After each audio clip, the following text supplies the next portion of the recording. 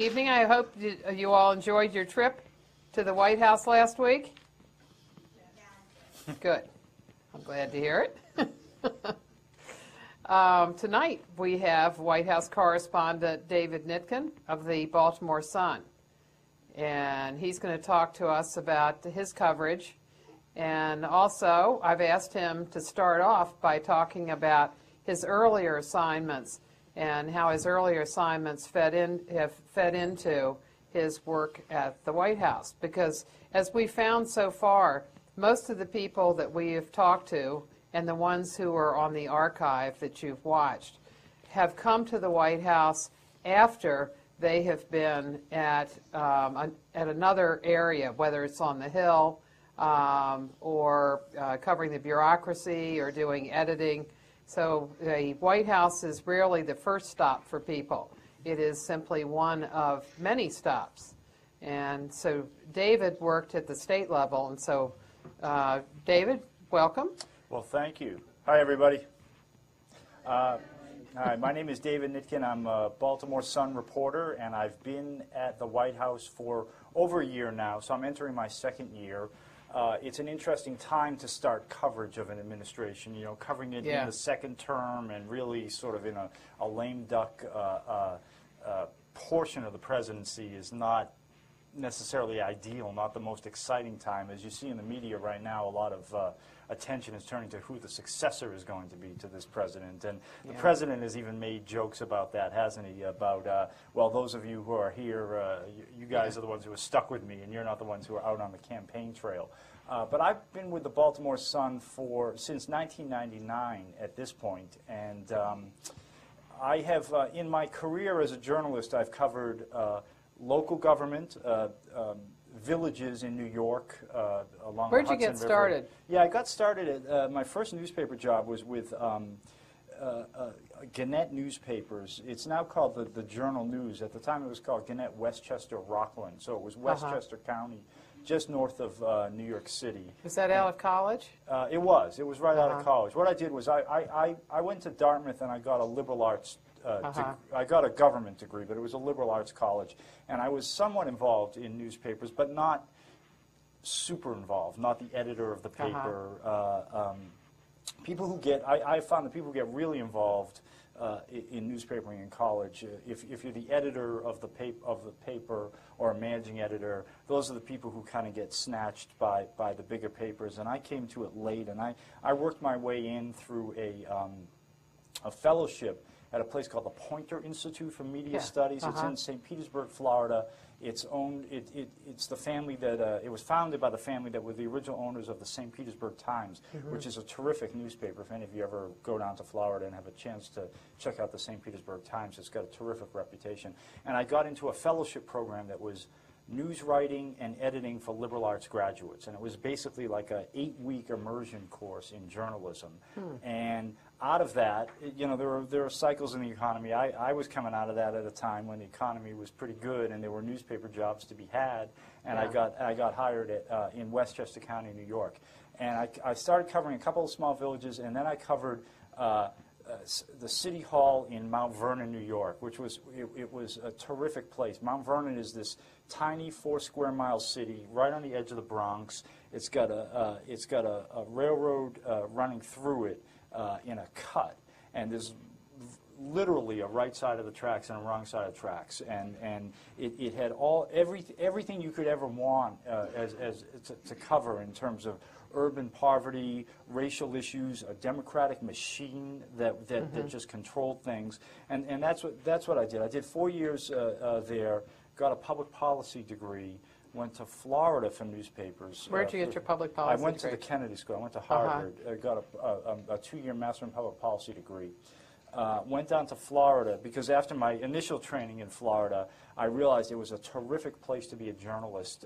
Number one, as you guys are probably aware, like any crazy story that happens in the U.S. is always happening either as a Florida angle or just wild stuff happening in Florida. You know, I now on my desk I have CNN on all day and MSNBC, and you know, whenever you see the helicopter shots of police shootings or anything. It's always in Florida. Just a lot of weird people there. And the other great thing about Florida, which you learn as a journalist is terrific, is the open records laws. The access to public information in Florida is fantastic. They have these great laws on the books that are the results of a reform era in the mid to late 70s, sort of a post-Watergate era.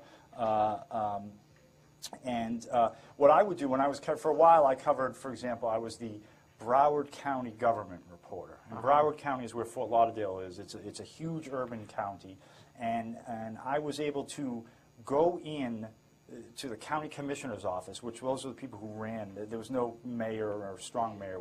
It was a council form of government. I was able to go in to their offices when they weren't there, go into their desks and read the mail that was in their inbox on their desks, because that in the state of Florida was considered a public record. Really? So yeah.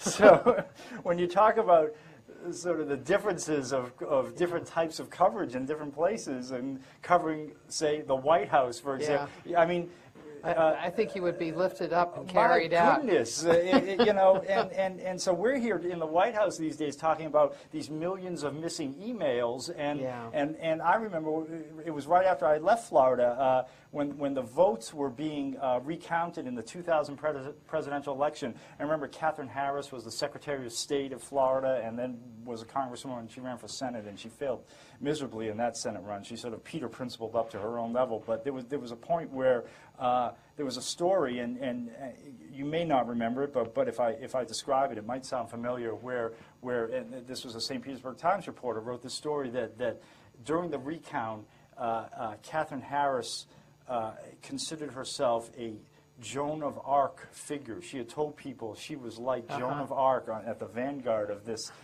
vote counting operation, and that story got a lot of attention at the time. And the reason that story came out is because the St. Petersburg Times asked for Catherine Harris's emails and got them like the next day, and you were able to see all the dialogue going on. So one of the things that you learn when you're a journalist and you work in different places is you realize that the laws and the norms that are available to you are very different in different places. So then when I came to Maryland, in Annapolis, in the State House, the public information laws the public records laws are terrible in Maryland. Things they just don't release anything.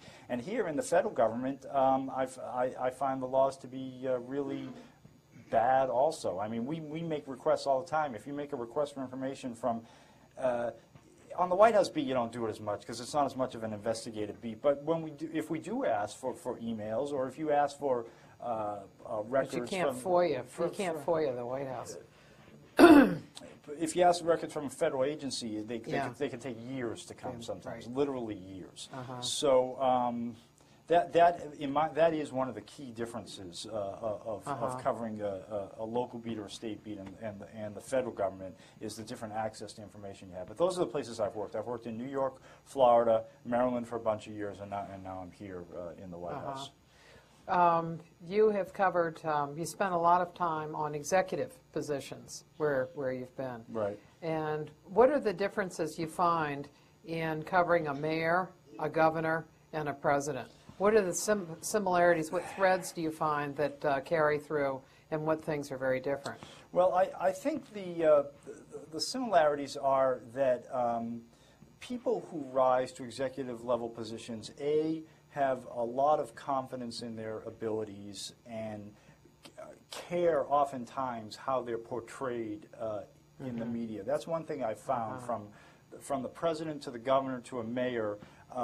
You would think that these elected officials who put themselves out there for voter approval and who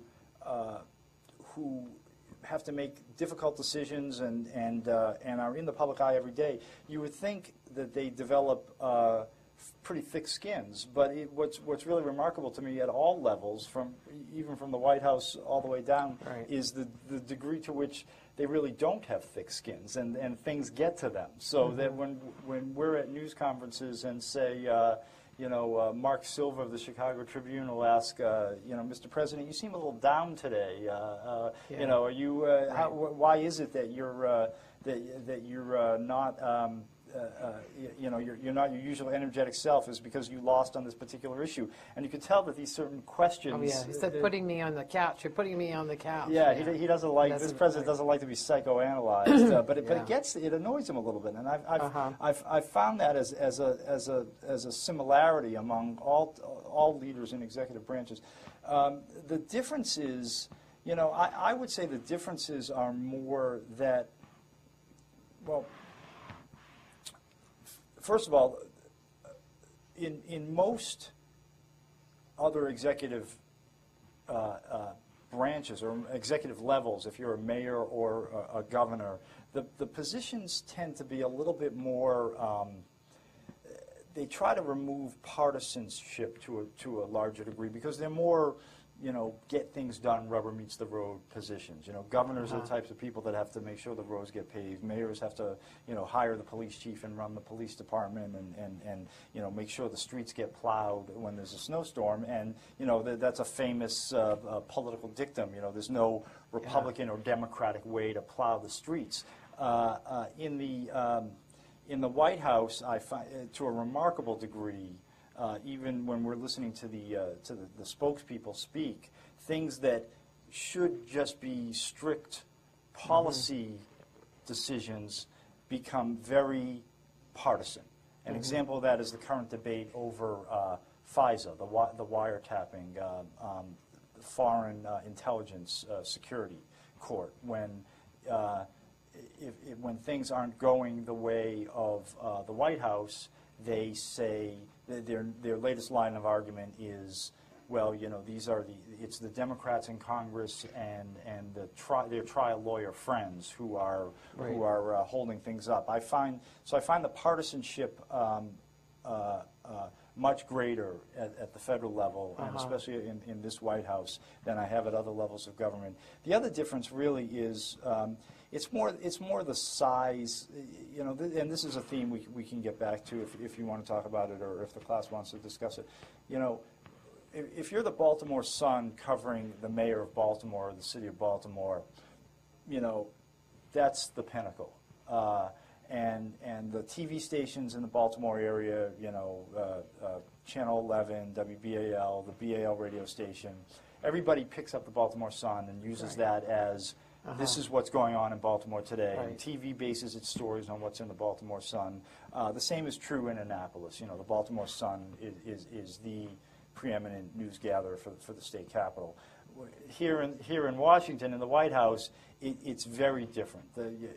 30, 40 years ago, the Baltimore Sun was one of 3 newspapers that was read in the White House. Now we're at a very different level. We're just sort of one of a whole group of mid-market newspapers. So well, let me break in on that. Yeah.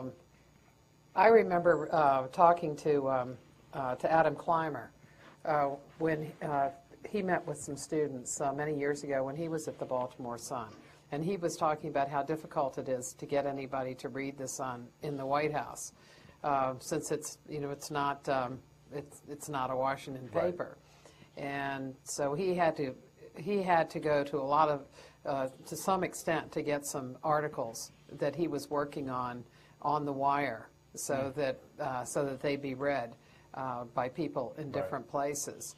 And somebody else was telling me much later that sometimes they would give people in the White House a story so that they would know what they were doing. Right. But now, with the internet, they actually know what you're doing. Right. And they have read your stuff. So Right. in some ways, you're better off.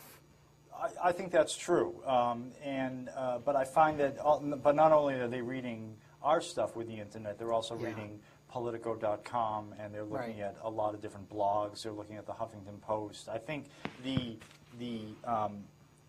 separation, the expansion, the I'm groping for the right word here, but the breaking into pieces of the news media has had a tremendous effect. I kind of use it. I think I try to use it to my advantage. I think that when I have found in my reporting that when the people you're writing about are hanging on every word that you write and trying to figure out why you chose this adjective and not that adjective, or why you quoted that person first and not this person first, that becomes a very time-consuming thing. You can spend your whole day sort of back and forth with press people or with your sources, you know, arguing over words and quotes and tone.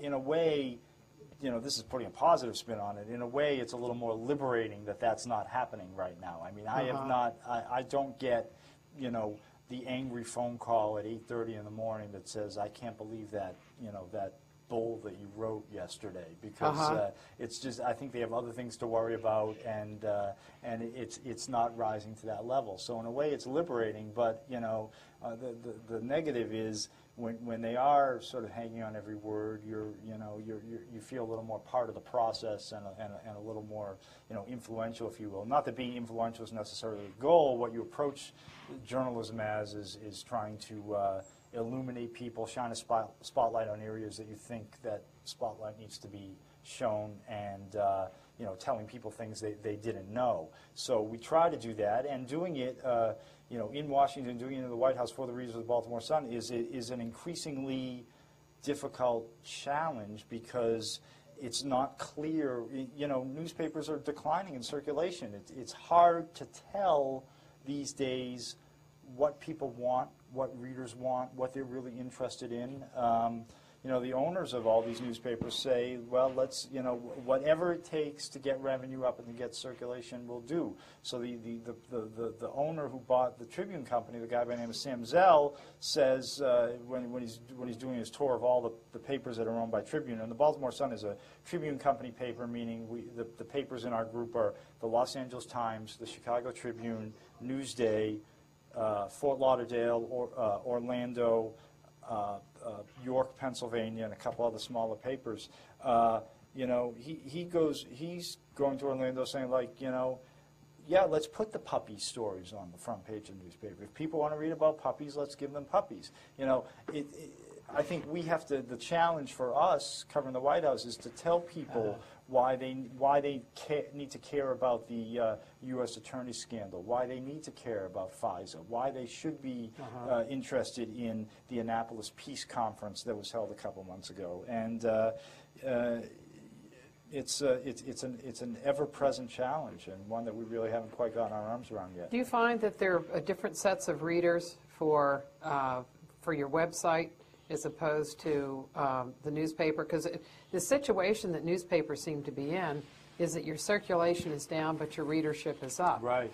And because you're getting so many more people wanting to read it for free on the web. Right. So who do you aim towards? Do you aim towards some of those people on the web, or is it the people that are they're paying for it?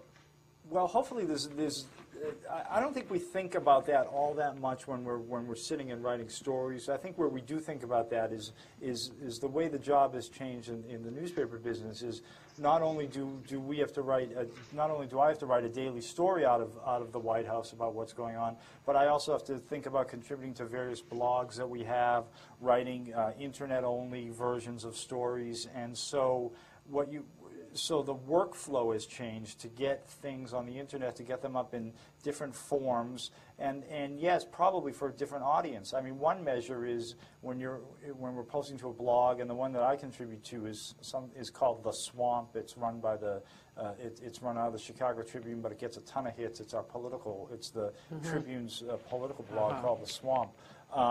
You know, you get a pretty good barometer of it's actually interesting. It's an interesting question because on the website you can see what are the most viewed and most emailed stories. So you can see when you've touched a nerve. You go on the Baltimore Sun website, the most viewed and emailed stories are almost always Ravens or Orioles. That seems to be our franchise is sports, and very rarely is it a national story or a story out of the White House. But on the blogs, like on the Swamp, you see you see the comments that get posted, so you know when you've touched a nerve or you've hit upon an interesting topic. When, you know, one posting will have 3 comments, but another one will have 30 comments, and then if the Drudge Report picks up your item and links to it, well then all bets are off, and it's thousands, hundreds of thousands, millions of hits, and all types of comments. I had that experience last year when we wrote a story. A colleague and I, this other colleague at the paper was looking through some genealogy records, and he discovered that Obama's white ancestors, so his mother's great-great-great-grandfather owned slaves. And people had not known that at the time, and we explored it. We traced the genealogy. We explained who it was. They actually had some ties to Maryland, this slave holding family. And we wrote the story. Now, we didn't write it as any kind of gotcha piece. We didn't write it as a way to criticize Obama or criticize anybody. But it got hugely picked up on Drudge and others, and then the feedback was absolutely unbelievable. So it's these days, with the way the internet works, you can really tell when you touch a nerve or you hit something that people are interested in. And within the paper, how was that viewed? Mixed, I would have to say. It ran on the front page, and after some debate. And but I did hear from some colleagues who felt that and some black colleagues who felt that it wasn't really an appropriate topic for a story. This was coming at a time when this was last year when a lot of the discussion was, is Obama black enough? And that debate has sort of gone away after his wins in South Carolina. And I mean, at that time, I think his support in the black community was something like 25 or 30%, and now it's in these primaries, most recent ones, it's like 80%. Right. So the debate has totally shifted. So it was viewed mixed. I mean, some people absolutely felt, and I had discussions with them, that it was not an appropriate topic for a story, that it really wasn't worth writing about. But in general, if they decide to put it on the front page, that's an indication that the highest levels of the paper think it's a worthwhile story and worth pursuing. When you're doing your work at, say, any of the levels, whether you're doing it in Mount Vernon or in Maryland, Florida, or here, how do you see your relationship with the public? Is it similar? Well, I would say that there's been a trend in the past 5, 6, 7 years that we really try to be much more aware of and responsive to the public, but because of the scandals that have rocked the media industry, the Jason Blair scandal at the New York Times, people fabricating stories, fabricating sources, and the general level of distrust of newspapers and other forms of media that's really accelerated over the past few years. And so what I have noticed is a trend where we need to explain our decisions, respond to emails quicker, because there's a general feeling in the media that part of the way to improve and restore our credibility is to be more transparent and to communicate more with the public. I will say that when you cover, if you go to City Hall, if you guys ever get stuck in a City Hall meeting or a zoning board of appeals meeting, these sort of local levels of democracy, one of the great things about at a city or a county level, at the local level, is you get these gadflies. You get people who pay really close attention to the process, who are reading every bill, who are giving the mayor a hard time at every turn, who are getting up to speak on every issue that's on the agenda. When you get to the state level, there's some of them, but a lot fewer. And then when you get to the federal, when you get to Washington, those people tend to be crazy or nuts. I mean, first of all, it's impossible to pay attention to every issue at the federal level. And anybody who's really sort of paying attention to everything that the president says or does or wants to comment on it is going to get targeted by Secret Service pretty quickly. Like, you can't be a gadfly to the president as well. It just doesn't work that way. So that's one of the differences. I think the further you get from the local level, the more a little bit more detached you get from the people, and people are sort of interacting less with their government. And it's a whole. I think it's why people don't like Washington. It's part of one of the fundamental problems of sort of inside the Beltway versus outside the Beltway. So, do you see yourself then as a surrogate for the public? I do. Yeah. I mean, I do. I see myself as you know. Oftentimes in my soapbox moments, I say what my job is to ask the questions that people would ask if they had the time and the energy and the inclination to be paying attention. I mean, that's our job. The definition of media is like we are transporting information from one to the other. Now the president has a bully pulpit, so anytime he makes a speech or issues a proclamation or decides that he wants television time or holds a press conference, he's going to use us as media and get his message out through us. And hopefully it works the other way too, that we're asking questions that people would be asking if they, like I said, if they had the time and the energy to pay attention. So yes, that I do feel that is very much a part of the job. Can you tell us what it was like to cover? Well, let's get you to the Sun. How did you get to the Sun, and then how did you get to covering Governor Ehrlich? Yeah, I was in the State House in Florida, in Tallahassee, for the Fort Lauderdale and Orlando newspapers, and I grew up in Massachusetts, and I was more fond of the Northeast than I was of the South, and I just wanted to try to get further back north. At the time I came to the Sun, I came in '99, and it had just been ranked in American Journalism Review as one of the top 10 papers in the country. At the time, it had an editor by the name of John Carroll, who went on to become the editor of the Los Angeles Times, and a managing editor by the name of Bill Marimo, who had won 2 Pulitzer Prizes, had come out. They both together came out of the Philadelphia Inquirer at its heyday, under a guy by the name of Gene Roberts, who went on to become editor of the New York Times and a really revered newspaperman. So these were 2 disciples of Gene Roberts who spent years at the Philadelphia Inquirer and then came to the Baltimore Sun and had made it, just a terrific newspaper. So it really was. It was, for young people in their career, it was a place to get to at that in the late 1990s. I knew someone who had left my paper in Fort Lauderdale and had gone to the Baltimore Sun, and after just after a period of time, I contacted her. It was networking, the way these things work, and I said, do you know what's going on? Are you guys hiring? And she said, well, send your clips, which is how it works in newspapers. You send your work, your samples of your stories, and she showed them around, and they liked it, and they flew me in, and they offered me a job that day, which was really terrific. But I went from covering the state capitol in Florida, covering Tallahassee when Jeb Bush was governor, to the job they had available was actually right across the street from you guys, was covering Baltimore County government, and I wasn't all that thrilled with that. I thought that was a bit of a step back, going from covering the state capitol and the 4th biggest state in the country to covering county government.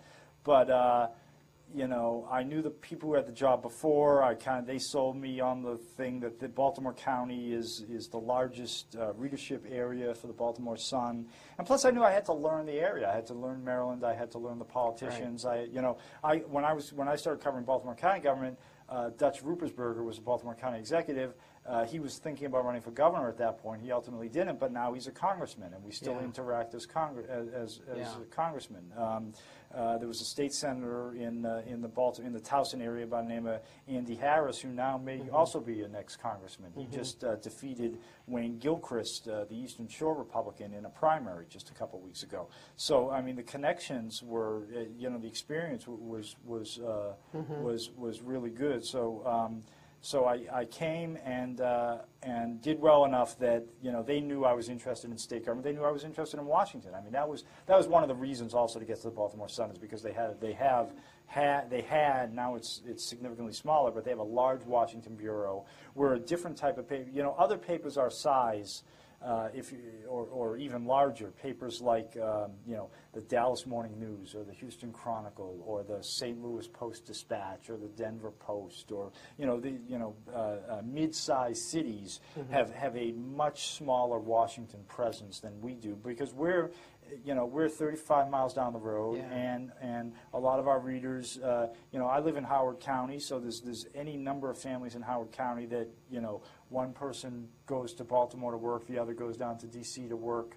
It's a company town, and people see people care about federal worker issues. The Social Security Administration is right off of Security Boulevard. The NSA is near Fort Meade in Anne Arundel County.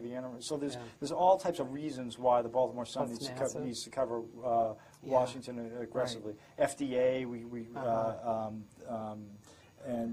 so we cover all these agencies pretty aggressively. So I spent about 18 months in Baltimore County, then went to Annapolis. Annapolis is just a terrific place. I'm sure you guys have all been there, and it's historic, it's fun. Coming out of Florida and going to Annapolis, I was amazed that I could walk into the House Speaker's office and just sit down in his chair like this chair and just kind of shoot the bull with him, or with the Senate President, or even the governor for that matter. That's another very different thing between covering the White House versus covering another level of government. When you cover a mayor or a governor or even a congressional delegation, you have just regular access to the people all the time, and you can talk to them and share. And there is, for me, for a reporter for the Baltimore Sun, there's virtually no access to the president. He makes himself available at press conferences. I don't get called on those press conferences because I'm in the fourth row, and the questions get to the first row, second row, third, and then they stop. And so it's a totally different type of coverage. We have to analyze the issues. We have to pick the issues that we think are important to our readers. But it is not the type of coverage as here's what he told us exclusively today, and here's how it affects you. Can you tell us something about the battle that you got in when you were covering Annapolis with the governor? Yeah, well, Governor Ehrlich. I covered Governor Ehrlich's election in 2002, and at the time, there hadn't been a Republican governor in I forget, in decades. I guess it was probably McKeldin that was the last one. No, Spiro Agnew, excuse me. Agnew was the last one.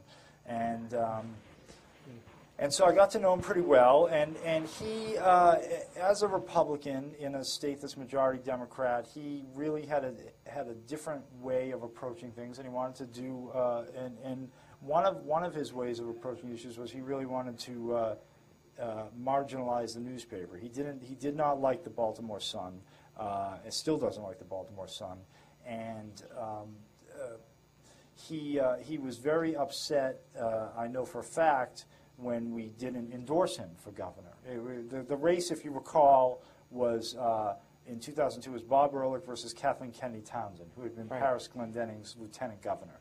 And Paris Glendenning left office very unpopular. His poll ratings were terrible for all types of reasons, including that he divorced his second wife and had an affair with a much younger age, and then had a baby with her and married her when she was pregnant. It was a whole soap scandal. opera. Yeah, it was. It was a soap opera.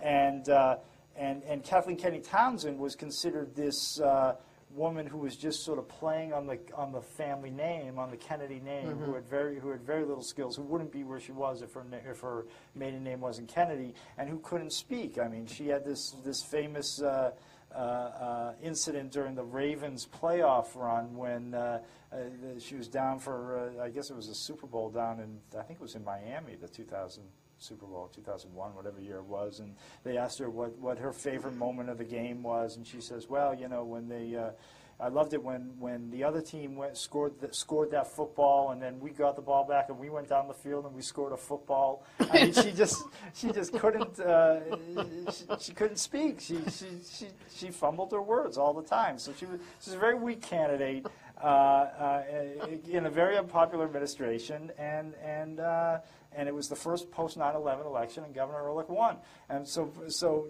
it was pretty clear he was going to go to war against the Baltimore Sun for a lot of reasons. We didn't endorse him. He was very. There's a whole Republican mindset that talk radio is AM talk radio is a much more effective means of communication than the print media, which we are considered by our critics to be liberal, the liberal mainstream media. And so he had a mindset that he didn't like the paper. I began writing a series of articles when I found out some details about a real estate land deal that was not very good. It was kind of crooked, kind of shady. He didn't like the articles, but he never disputed any facts in them. One unfortunate day, one of those articles ran with a map that was wrong. He had taken office during a time of fiscal distress, and one of his ways he was going to solve the budget crisis was to sell a lot of state property, including some surplus parkland. And this land deal that I was writing about kind of fit into this broader scheme of getting rid of a lot of state property. And the bigger theme was, is he going to help his buddies? Is he going to help these political patrons by dumping state parkland at a fire sale prices? And we ran a map on the front page of the Baltimore Sun that purported to show all the land that they had designated as surplus, but in fact it showed every acre of parkland in the state. So the map sort of showed shading of virtually a third of the state, and it was wrong. It was absolutely incorrect. But he used that as an excuse to say he sent out, his press office sent out an email that said from now on I ban all. Nobody in state government can talk to David Nitkin, and they also added in Michael Olesker, who was a columnist for the Baltimore Sun at the time. They didn't like him for other reasons. So they put the two of us in there. And the editors of the paper took it very seriously. They decided this was a violation of the paper's First Amendment rights.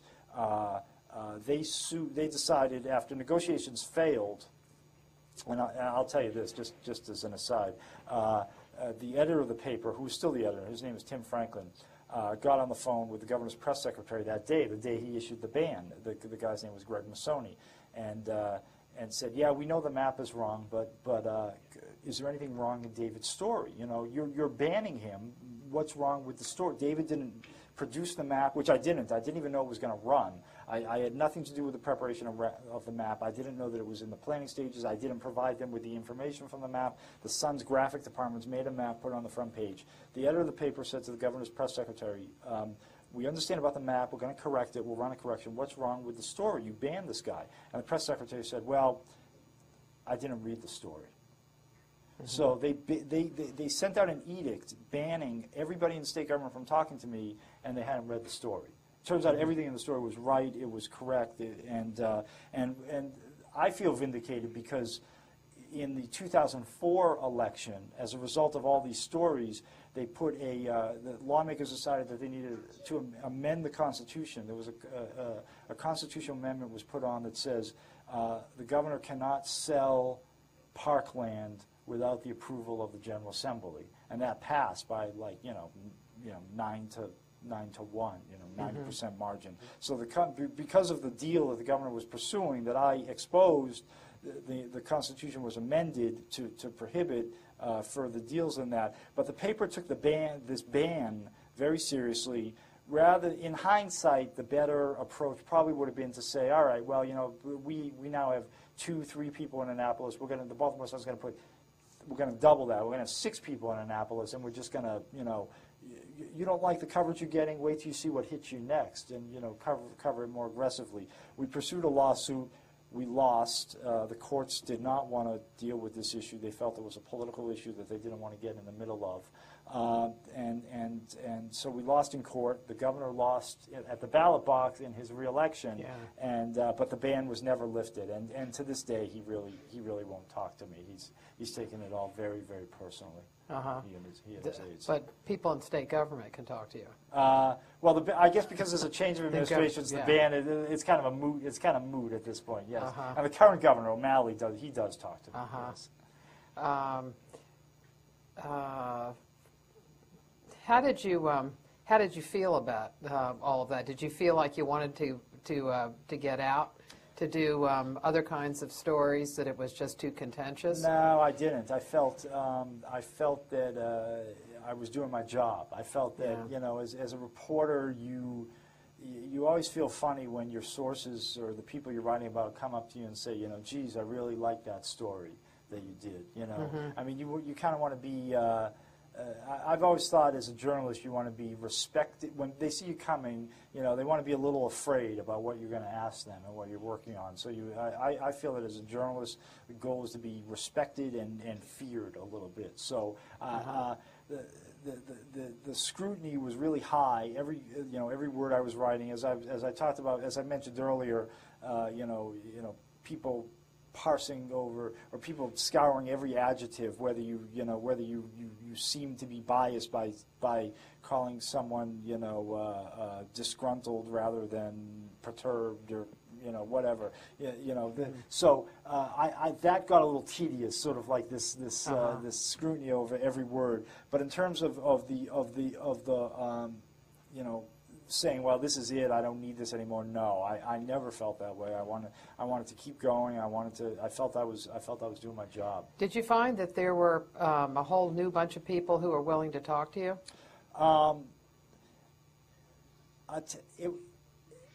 Yes, some. There were some new people who were willing to talk to me.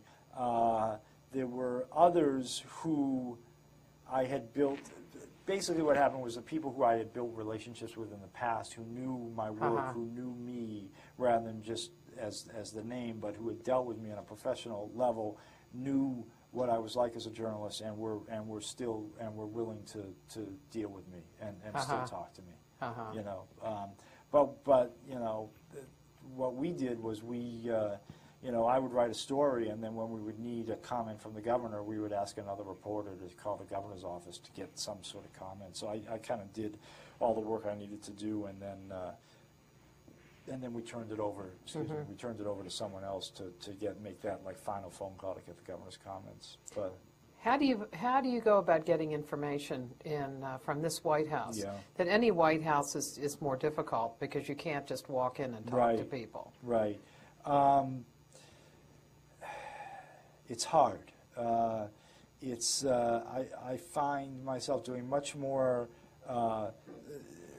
many more pieces that are more analysis stories, or people commenting on the reason behind the decisions. Either people who were in the White House and then left, or people who have been in previous White Houses. I find that that's more of the types of stories that I'm writing these days, rather than the facts that came from the ground up through the White House that led to that decision. I find myself with much less access to that type of information, and I think most journalists, sort of at my level, my type of paper, I would guess that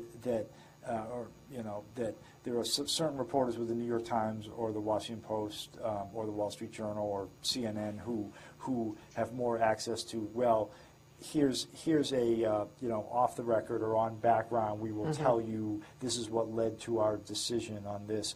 Now those types of stories, why the president decided this at a certain time, it's a little constraining for the Baltimore Sun, because we don't seem to be the papers and our readers doesn't seem to be all that interested in those types of stories about, like how decisions were made in the White House, or how they gathered their information and then made those decisions. So I find myself getting a sort of reaction or analysis from other people in other White Houses. I find myself getting there's a lot to write about. There's a lot of data out there on the federal level on various issues. So when the paper decides, to me, they say, listen, we'd like you to focus on health care for a while. We'd like you to focus on Medicaid, Medicare, or Homeland Security. You know, there's a lot of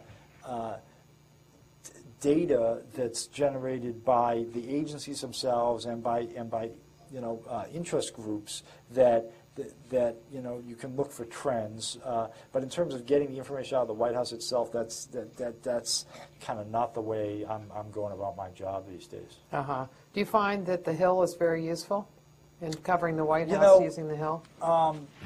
Yes, I do, and I wish I had more experience covering the Hill. The predecessor in my job, her name is Julie Davis, and she had been our Capitol Hill person before she was the White House. She kind of reluctantly became the White House person when another person left. David Green, he's on NPR right now, so you might hear him if you're ever driving around listening to. And you know David Green, yes, right? Right. Yeah.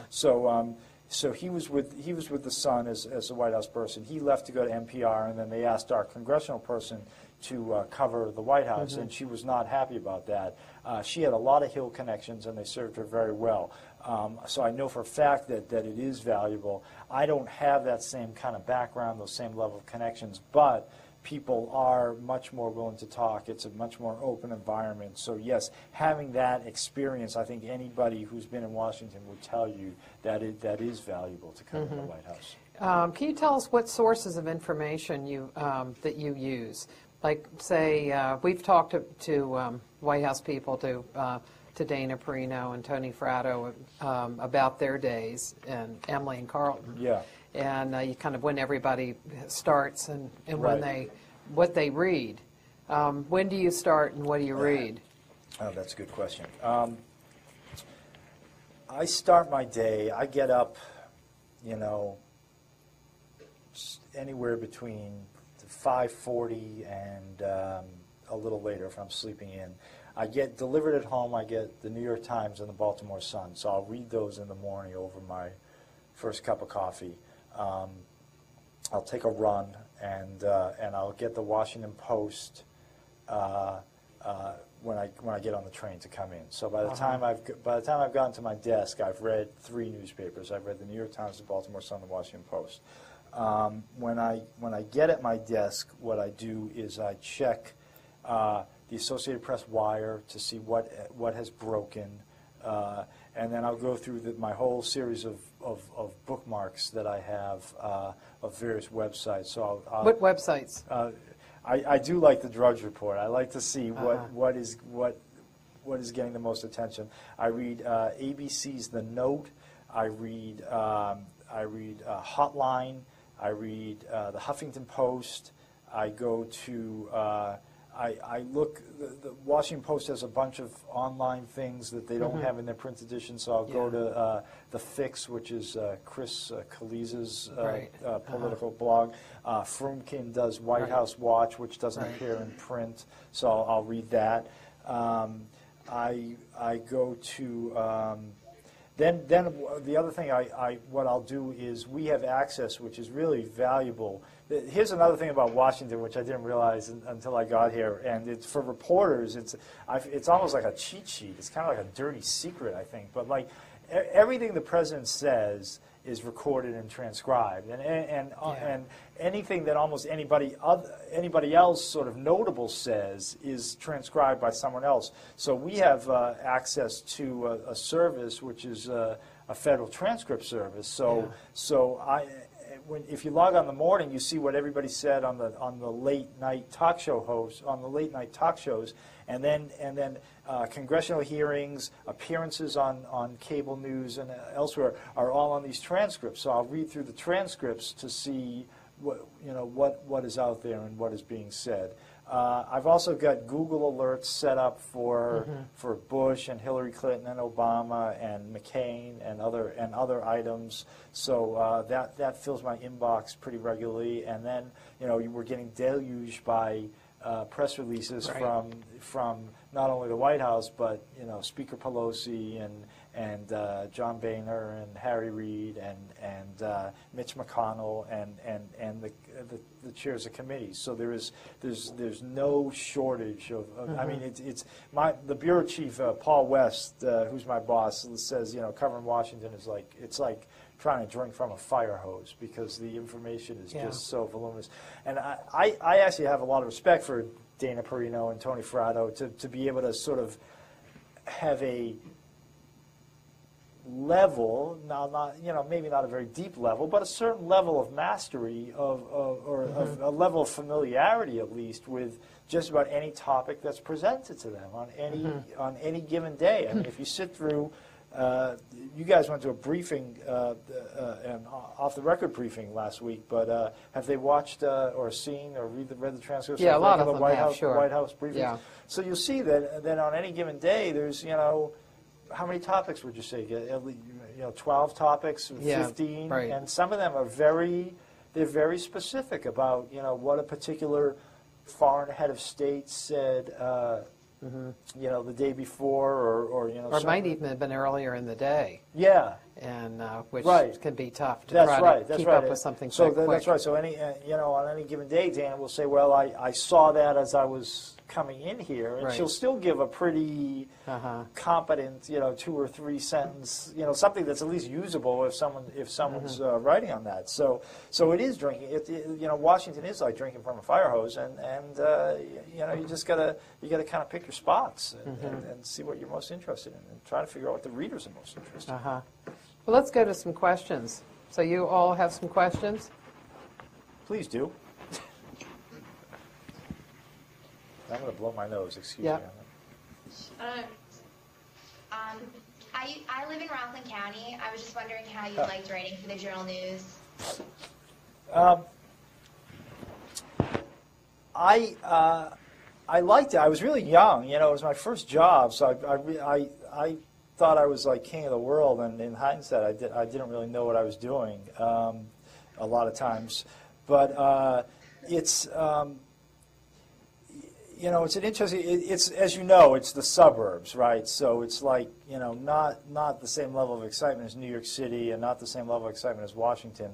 Rockland County is just over the river from Westchester County. It's on the other side of the Hudson River. So you've driven you go over the Tappan Zee Bridge a few times, right? And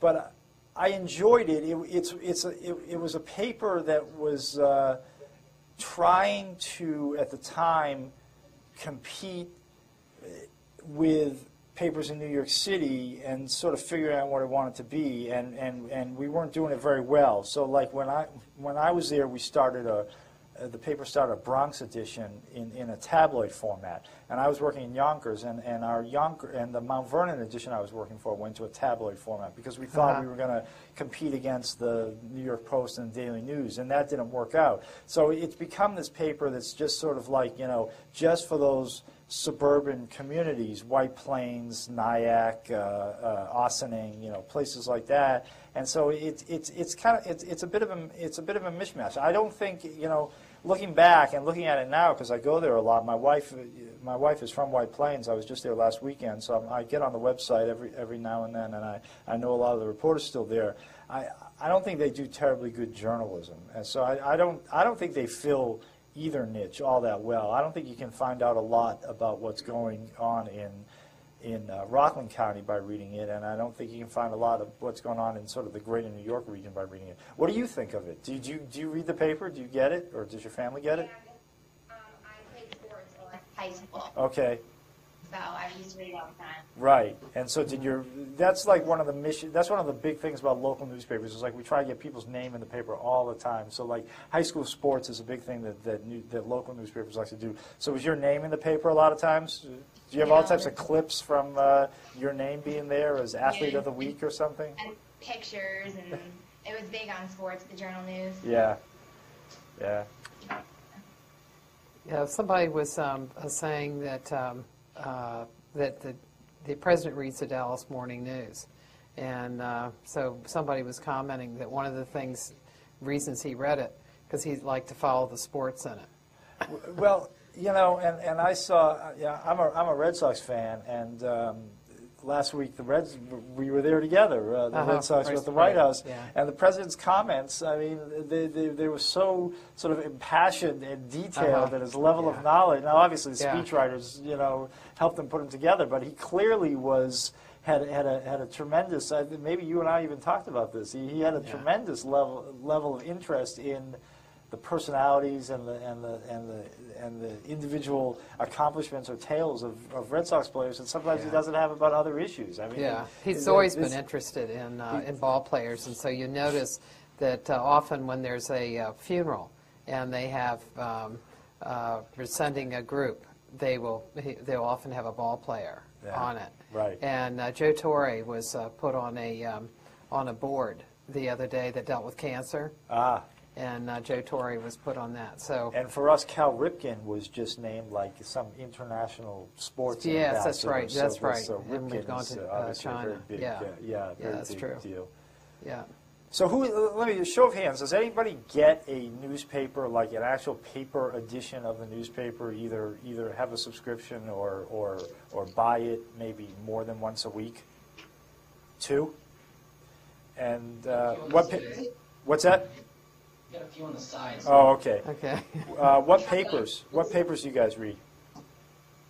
Sun, Washington Post, Baltimore Sun.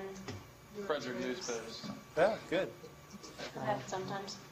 And do you find that you, the people who get papers, do you like? How do you compare getting a paper and reading it to going online and looking at the website? Go ahead. I think it's easier to read it online. So I think it's more confusing to read it online, personally. Do you find that you read articles in the newspaper that you would not read online? That online it's more targeting to what you're looking for going into it, whereas, like, say, if you're reading the New York Times, you might read a whimsical piece if you just have the newspaper in front of you that deals with something that's just far away from what you're normally interested in. That by going through the paper, you see more and read more. Yeah, because online, it's just, all you see is the front page, like the top stories, and you have it in your hand, you can flip through, and it's just more accessible. You can read more of the smaller stories that might be more interesting to certain people. Yeah, I would second that. That like online when you're looking at it, you see the front page, and then let's say you're interested, you want to see sports updates and I don't know, like something on the environment, and you can just click on those two things, and you only see the stories for that. But if you're looking through the paper, you're kind of forced to see other things, especially stuff that you wouldn't otherwise read. Right. Yeah. Now, of the people who don't get newspapers, how many people would you say your primary source of information is television? Television news, either national or local. Just one? And how many? There's a second one there. And, But there might be on the wings right. there. And how about internet? Yeah. How much time would you guess that, estimate that you would spend a day looking at things on the internet? News stories on the internet. About an hour. A few hours or so. That's a lot. And do you do it many times during the day? Like if you were reading the Washington Post, would you read it, look at it several times a day if you're online? Well, a lot of home pages, like my home page is Comcast, and they'll have a lot of big, not usually little news updates, but usually big news updates, and they'll keep posting updates. So every time I go onto the internet and pull up the page, it'll keep loading. I guess it's the wires or whatever, but they keep loading new information. Yeah. So every time you go online, you get a little bit more. Yeah. Is there a sense at your paper, and I guess with the Tribune altogether, that there is a way to make money when circulation is lost and readership is up? That's the big question. How to do it? I don't know. You know, that's whoever can figure that out is going to save the newspaper industry. Well, one hopeful note. I was doing a piece on Eisenhower and television, and so I went back to look at the connections of how presidents had used it as it began. Yeah. And so in the 1940s, I came across an NBC executive who was talking about the difficulty of figuring out how they were going to make money. And so he said, I can't imagine that people are actually going to look at ads. Right. And that they would look at ads on television. And so I don't know how we're going to make money. And so I was thinking that here, looking back, it's very easy for us looking back to see how they were going to make money. And I wonder if maybe that's true with any technology that's new. I think it and is. There'll be some way that's right now is difficult to see. What I also think about that, I have a couple observations about that. What I also think is probably when television, came on like gangbusters, people in the radio industry were probably very nervous and thought, maybe this is the end of us. Television will crowd out radio. But yet here we are, 60, 70 years later, and radio is still around, doing different things, but still a functioning industry. And I hope that newspapers are the same way. A couple of weeks ago, I was on the road with covering some of the presidential candidates, and when I came back, the paper said, well, we liked what you did, and we want to make sure we give you this kind of cool little digital video camera that we're giving to a lot of the reporters. They had bought dozens of them, so that next time you go out on the road, you can shoot little video images of people you're interviewing, and send the video back to us, and we can put little clips. And I thought, well, that's terrific. That's really fun and neat, and I'll enjoy doing that. And then what I realized, what dawned on me a couple of weeks ago, was that as I watch these clips, and on a lot of news websites this happens, when you click on a video clip on a news website, you have to watch a little 15-second commercial first for something. So I'm guessing, I have to think that part of the reason, yes, the technology is available and they want to do it, and it's good to disseminate information that way, but they're also looking to make money off that by basically selling commercials on these little video clips. I was watching some Onion News, which is that, the comedy, the fake news website, and Old Spice body wash was you have to watch a 15-second ad for Old Spice body wash for every Onion clip that you want to watch, and we're doing the same thing. We have so we're going to make money that way, but hopefully it'll replace circulation enough to keep us in business.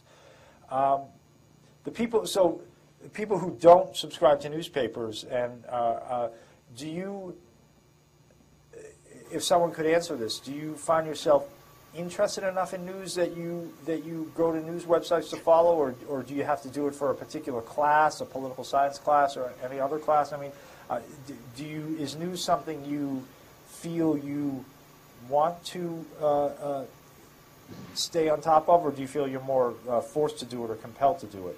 I'd like to hear somebody's answer to that. I mean, I check the internet a lot, and I feel like I'm kind of addicted to it. I always want to know what's happening. Excuse me. And what kinds of things do you look at? Mostly wire services. But it's news. It's news that you're looking at. Yeah, like whatever the wire services are reporting, I don't care if it's local, it's global, whatever. Some others? If it's the wires, yeah. I don't know. I feel like the wires, they have to get the information out so quick that it's just cut and dry facts, whereas the stories tend to be a little more, I guess, tainted a little bit is the only word I can find. They seem to have like a bias in them. I guess it's just either that's it's the product of the reporting or the reporter, but I feel like the wires, they just get the facts out there. So if it's a wire story, yeah, I'll sit there and read like for hours. That's interesting. I mean, we hear that a lot, and I mean, I try to argue, or my position is always that what we're doing is, when we're writing a more full story than a wire version, is adding context, adding analysis, challenging some of the assumptions, reaching out to different sources, and that is giving sort of a fuller picture than you get from just a wire story. That you're right, they're because of their deadline pressure, they have to get it out so quickly, and in my own mind, I wonder if that perception is actually accurate, or sort of the function of what media critics have been saying for so long, that it has become part of the drumbeat. And maybe both are true. But my wife, for example, she's, people are always asking me, who do you like for president, or who are you going to support? And she, and people are asking her too, when she's out sort of during the day, well, who does David like? Who does he think is going to win? And she always, she said to me just a couple of weeks ago, she says, what I've realized is, like, you don't even want to make that decision yourself or have your own opinion. And I really don't. I mean, I feel like I want to gather facts. I want to get as close to the truth as I can get on any given story. I want to show why something that somebody's saying may be true, may not be true. But I really studiously try, and almost every good journalist I know tries hard to really eliminate, wipe out their own opinions from news articles. Now, is that successful? Possibly not, but it's a problem for our industry that people feel that they can't trust what they're reading. Don't you think, in part, it comes from, say, in Washington, the very strong kinds of partisanship that there is, so that when you're quoting people that have very strong and harsh views, and so it is seen as well, that's just the same old Washington, and but it's not the reporter that's doing it. It is, whether it's Harry Reid or Pelosi or Bush. It's all of them, whacking one another. I do. I agree with that, and I also think that another problem with the news business and media is that what tends to make news is conflict, and not sort of everybody coming together and singing Kumbaya. And so there's a school of thought that there was a rage or a movement a couple of years ago called civic journalism, where newspapers and journalism was going to head in a direction where it was going to be an institution for helping solve problems. So that if you have if it's a crime in Towson, at the town center, or traffic in the circle, we use the newspaper as a vehicle to bring people together, discuss, hash out the issue, reach consensus, talk about what needs to be done. It's called civic journalism, and it kind of was it was a fad, and it didn't go very far. But really, if you're sitting down to prepare a news report, it's the conflict makes news more often than not, and that the quotes from one side or another that you're going to use those outrageous quotes stand out, and so that kind of it does contribute to the problem. It fits in with what you're saying, is that not only is Washington polarized, but then the most polarizing comments, the most outrageous comments, are the ones that get more play. They get picked up more. When you're putting together a story, a White House story, tell us what some of the elements of that story would be. Sure. Well, what we try to do is have fresh sources. Try to get the most fresh, being you don't want to use the same people talking you know, over and over, because there are experts out there, and there's any, you know, on any day you could call Larry Sabato at the University of Virginia or Hess at Brookings, and you know, so there's a sense that you want to make sure you reach out to a variety of sources. You want to make sure that the White House fully has a chance to have its say, you know, and they almost always do. You know, if they don't address it in a public setting or the briefing, I find them fairly responsive in terms of, you know, getting either Dana on the phone or these days exchanging emails, you know, saying, listen, I'm working on this. Can you give me your position, or do I have this right? And Fratto, Dana Perino, Scott Stanzel, they're all pretty good about responding either by telephone or email. I find I find the level of cooperation pretty good. Getting the opposing view, and for me, more often than not, what I'm doing is trying to look for something that other people haven't written about. So I have the luxury, one of the good things about my job is I have the luxury of a lot of times taking more than a day or two on a story. I can take 3 or 4 days, and if I'm writing on something about the environment or homeland security, I can really look for the definitive experts and the definitive data to illuminate that story. So I don't have to be like, you know, Like a wire. yeah. Yeah. Or Mark Knoller on CBS Radio, who has to, if the president says something in the morning, that I have to turn around and write about that for you know within just a couple hours and really distill it down. I have a luxury. The good part about my job is that I have the luxury of saying, you know, saying no to a lot of things, and the things I say yes to, maybe spending a day or two more so I can really get definitive data on it.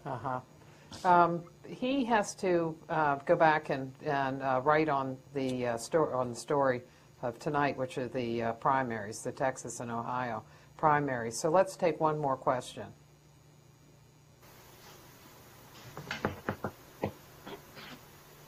Sure. What kind of relationships do you say you have with your editor?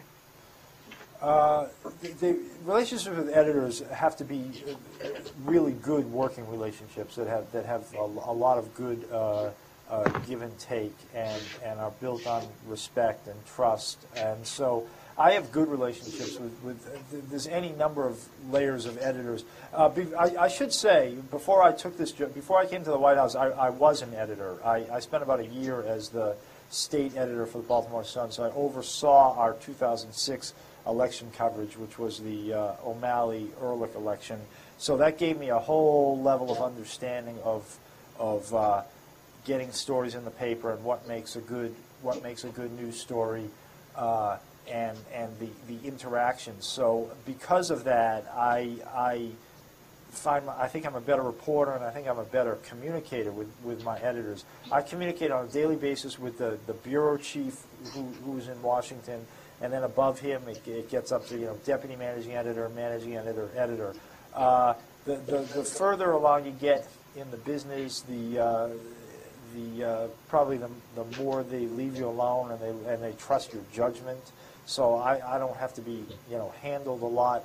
But in terms of sort of talking through story assignments, what we're going to cover, it's a very collegial give and take relationship that is not a lot of frustration. So I try to keep those relationships good. Well, thanks. I wish I could spend the last 15 minutes, but like Martha said, I do have to go and see how the primaries are going tonight, and I appreciate your time. Thanks Thank a you, lot. David. Enjoyed it very much.